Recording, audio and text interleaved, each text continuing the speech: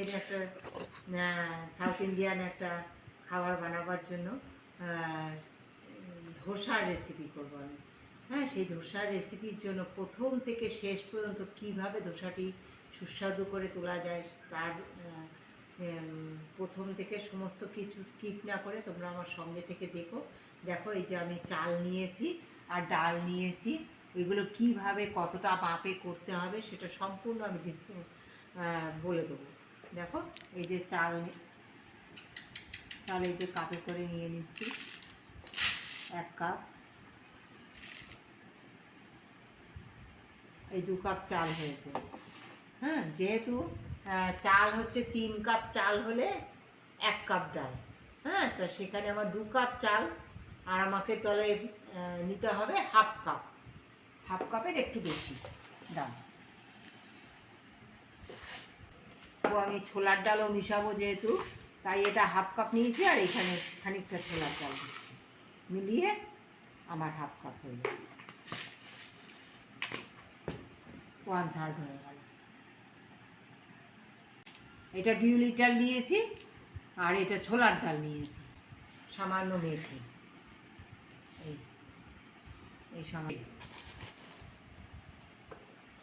এই কাপে মেপে হাফ কাপ চিড়ে দিয়ে দেবো, খুব কি সুন্দর ক্রিস্পি হওয়ার জন্য। ভালো করে মিশিয়ে এবার ধুয়ে নেব। সব কিছু মেশানোর পরে আমি এটা ভালো করে ধুয়ে 8 ঘন্টা ভিজিয়ে রেখে দেবো। তারপর দেখো বন্ধুরা, এই যে সুন্দর 8 ঘন্টা আমার ভিজানো হয়ে গেছে, চাল ডাল চিড়ে হ্যাঁ মেথি সমস্ত কিছু ভিজিয়ে নিয়েছি। নেওয়ার পর এই যে এখন মিক্সি করে রেখে দেবো, একদম সারা রাত ধরে এই মিক্সি করা থাকবে।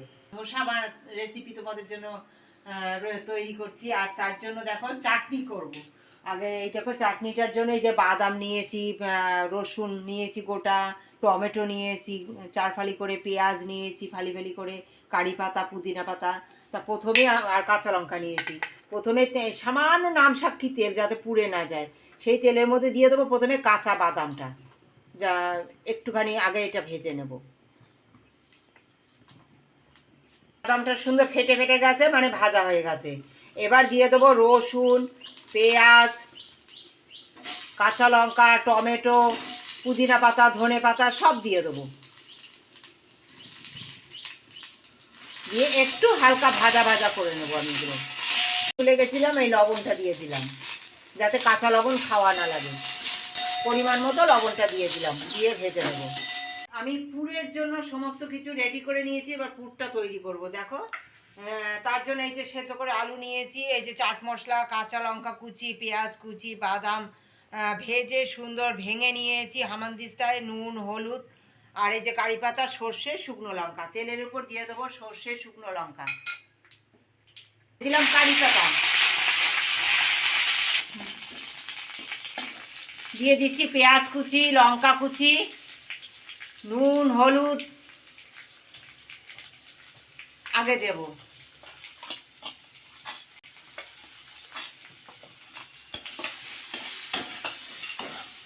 সব মাখিয়ে সুন্দর করে নামিয়ে দেবো। আমার তৈরি হয়ে গেল আমার ধোসার পুর। এটা কেমন ফুলেছে দেখো তোমরা, শুধু তোমরা দেখতেই পাচ্ছ এর ফোলার ভাবটা কতটা ফুলে হালকা হয়ে গেছে, একেবারে ফুলে হালকা হয়ে গেছে। এইভাবে যদি তোমরা তৈরি করে রাখো না, আর একটু এইভাবে এটা ফাটতে হয়। হ্যাঁ, আর এবার দিয়ে দেবো নুন পরিমাণ মতো, এতে নুন দিয়ে দেবো আমি।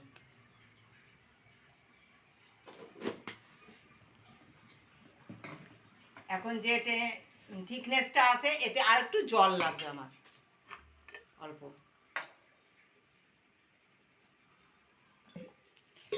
দেখো বন্ধুরা, তাওয়া বসিয়ে দিয়েছি, তাওয়া সুন্দর গরম হয়ে গেছে, আগে ফুল গরম করে নিতে হবে, নিয়ে তারপরে একটু আমি তেল ব্রাশ করে দেবো প্রথমে, দেওয়ার পরে আমি একটু জলের ছিটা দিয়ে নেব, তারপরে আবার ঠান্ডা করে নিতে হবে, জলের ছিটা দিয়ে ঠান্ডা করে নিতে হবে।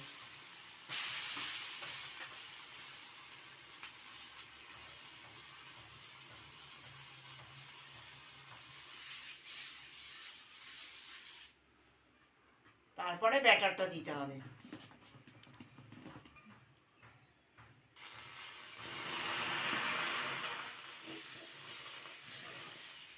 এবার বলো। চাটনির জন্য সমস্ত কিছু এই যে ভেজে রেডি করে নিয়েছি, এবার এটা মিক্সচারে দিয়ে দিয়েছি, ঠান্ডা হয়ে গেছে।